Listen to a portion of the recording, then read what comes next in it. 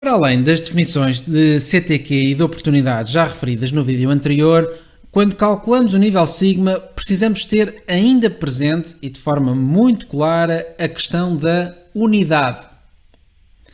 A unidade é aquilo que serve de base para medir o nível de desempenho, não tendo que coincidir com o próprio processo, produto ou serviço por inteiro. Por exemplo, mesmo que se queira reduzir o número de imperfeições de pintura em toda a chapa do automóvel, a unidade de medida pode ser apenas o capô. E se uma unidade tem, por norma, mais do que uma CTQ, para um projeto específico, o âmbito pode recair apenas numa só.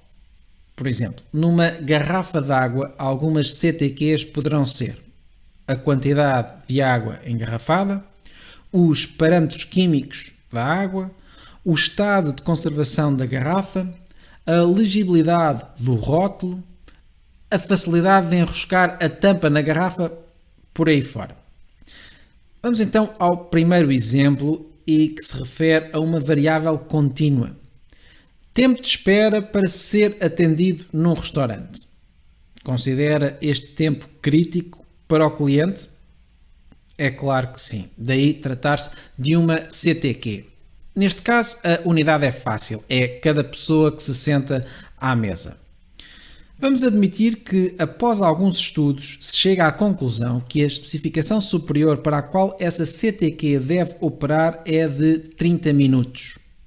Assim, a partir do momento em que o cliente se senta até o prato principal ser servido, não deve decorrer mais do que esse tempo, pois 50% ou mais dos clientes acabam por mostrar alguma insatisfação.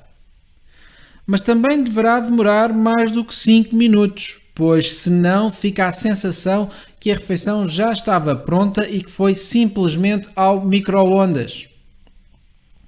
Ou seja, este processo de servir refeições tem a oportunidade para deixar o cliente satisfeito, se as coisas acontecerem dentro da tolerância especificada, ou insatisfeito, se acontecerem fora, originando um defeito. Vamos também admitir que pusemos em prática um plano de recolha de dados adequado para se apurar o tempo do serviço por unidade.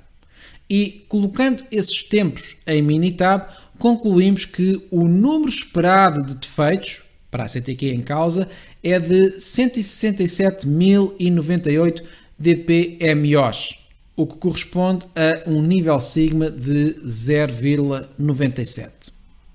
Recordando que quanto maior o nível sigma, maior a qualidade, ainda haverá aqui um longo caminho a percorrer. Vamos agora ao segundo exemplo. Desta vez com uma variável discreta binária e relacionada com a temperatura a que é servido um café. Parece haver aqui poucas dúvidas que se trata de uma CTQ e a unidade, neste caso, é cada café servido.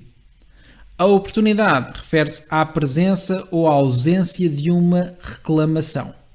Por isso, em 100, 200 ou 500 cafés servidos, quantos voltaram para trás por já estarem frios? Admitindo novamente a correta execução de um plano de recolha de dados adequado, chegamos a 15 cafés que voltaram para trás em 730 cafés servidos. Em proporção, isto resulta aproximadamente em 20 reclamações por cada 1000 entregas. E também aqui o Minitab nos dá de imediato o valor do nível sigma. A título de confirmação e colocando os defeitos na área à direita, obtemos um nível sigma de 2. Vamos ao último exemplo. E, verdade seja dita, em qualquer livro de 6 sigma que eu tenha posto à mão, e não foram assim tão poucos, nunca encontrei um exemplo sobre o cálculo do nível sigma para dados discretos contáveis. Nem mesmo o Minitab permite inserir os dados de entrada necessários ao seu cálculo.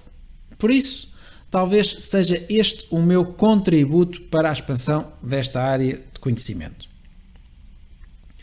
Imagine-se que num processo de pintura se define a CTQ como chapa pintada sem sujidades de tinta seca.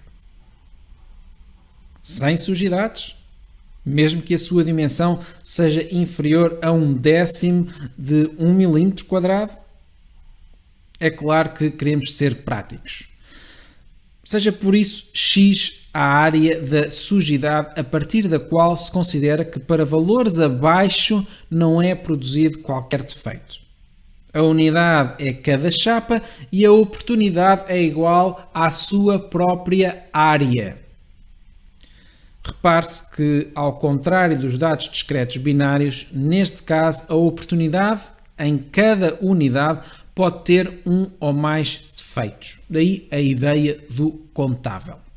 E faz sentido porque quanto maior a área, maior a oportunidade para se produzir defeitos. Veja-se que o Minitab não calcula a métrica DPMO, defeitos por 1 milhão de oportunidades, e por isso não calcula o nível sigma ou o Z. Para lá chegarmos, precisamos garantir que os DPMOs se mantêm adimensionalizados. E para isso é necessário estimar a dimensão média de um defeito.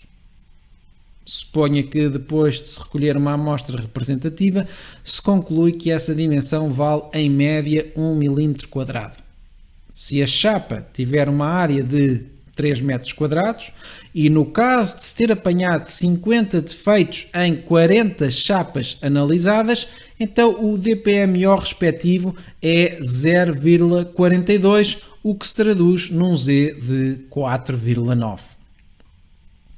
No próximo vídeo vamos analisar outras métricas de rendimento, especialmente quando queremos avaliar o produto, serviço ou processo como um todo. Até lá, desafio a calcular o nível sigma de uma CTQ relevante do seu negócio.